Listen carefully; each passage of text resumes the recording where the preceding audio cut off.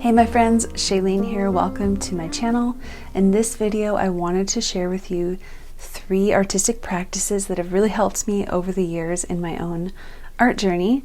It's helped me to spot detail quicker than I used to be able to, helped me to mix colors with a lot of confidence, and it's helped me to compose my paintings without feeling intimidated. So, let's get started. Okay, my first tip is I want you to become an observer. Take the time to really observe whatever subject you want to paint.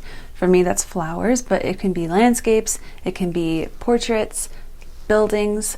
Just take the time to really observe and take in the detail of whatever it is you want to paint. I really want you to become an observer of color and form. When you think of a leaf, you might just kind of think of that classic leaf shape, just green, right? But even just look at this simple, this is a philodendron leaf. Notice how over here it has this very, very light, almost icy blue color. And as I turn it, you'll notice that as the sun shines through on this side, we get this very, very bright, kind of fluorescent lime green color. Just depends on how you hold it. We have these dark, cool tones, these warm, yellowish green tones. And that's a simple leaf. Over here, this is a Virginia creeper. So notice these serrated edges. Notice how there's these leaves that are bending and turning in on themselves. Notice all those different colors. So much going on. And depending on where you hold it, you got complete different shapes. So just learn to notice them. I'm not even talking about drawing or painting them.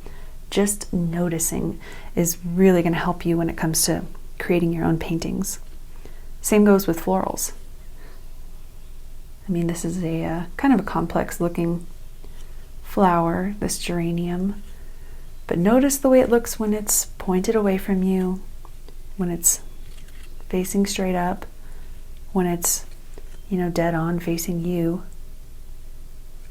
All those little details, all those little petals. This dried zinnia is so beautiful. But again, yeah, you just turn it and you got a complete different composition depending on how this flower is facing. So train your eyes to spot those little differences in color and form. I mean, just look at this. Look how many colors you see in this plant right here, this pothos. I mean, there's these very, very light, almost white blue colors on the edges. We have these very dark centers. We have these areas where there is that very, very warm green shining through because of the sun. And so that mixture, this is a perfect example of a mixture of cool and warm green tones combining to make something super interesting and just gives it so much dimension. I want you to really take the time to just wait, study, and observe the things that most people upon first glance wouldn't notice. So, step 2. I want you to practice mixing your colors, and not necessarily mixing colors to then create a painting, but I want you to just have some fun with it. When I first started painting, for whatever reason, I was really intimidated by mixing colors. I thought it seemed really difficult, but I have some really great exercises you can try to become a little more comfortable with mixing colors. So when it comes to color mixing, there's so many different things you could do. I mean, you could do just something very loose and unorganized where you just mix random colors with each other and see what you can come up with. I loved creating this one because I didn't really have much of a structure or system to it, and I ended up really loving how this looked. Same here, just a bunch of different swatches of purple and green and some polka dots. This one was just some loose florals that I thought would be fun. Mixed a lot of different colors of green, different reds and pinks. If you want to have more of a system to it, you can list all of your favorite colors here. I definitely recommend using, the rainbow spectrum and then mixing them all together and just meeting in the middle. You'll notice that each of my swatches, I started with a very strong color value in the top left corner, and then as I went down, it just got lighter as I used less water.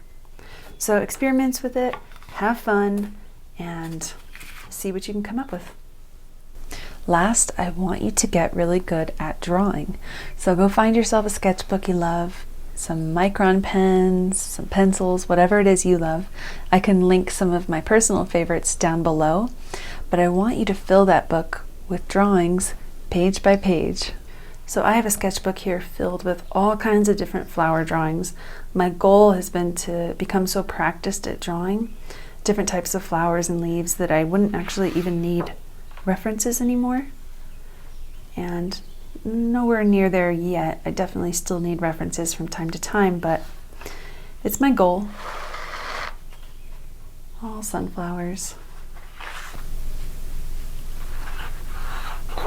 This one here was one of my favorites.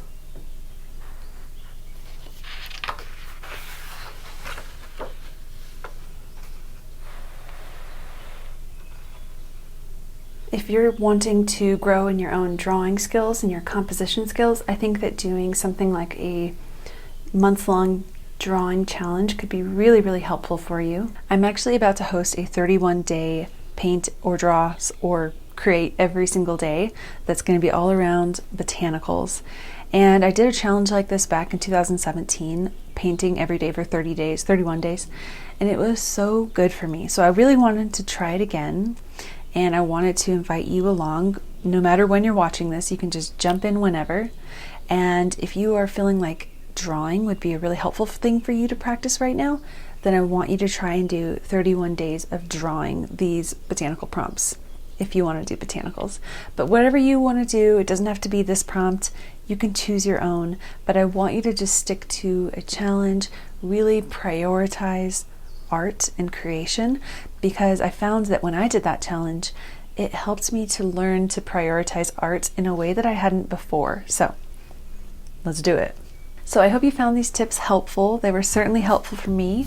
If you have any other practices in your own journey that have been really beneficial to you, you should let me know in the comments so that I can read them and others can read them, and we can all grow together.